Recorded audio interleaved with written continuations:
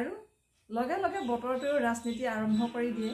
নমস্কাৰ বন্ধু বান্ধৱীসকল, আজিকালি কেৱল ৰাজনীতি ৰাজনীতি ৰাজনীতি।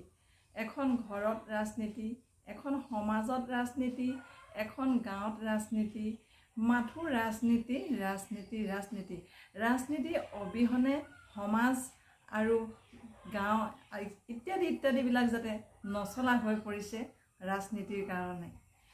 আজি কেইদিনমানৰ আগত ইমানেই ৰ'দ, ইমানেই গৰম আছিল, মানুহ ওলাব পৰা নাছিলোঁ, গৰমত থাকিব পৰা নাছিলোঁ।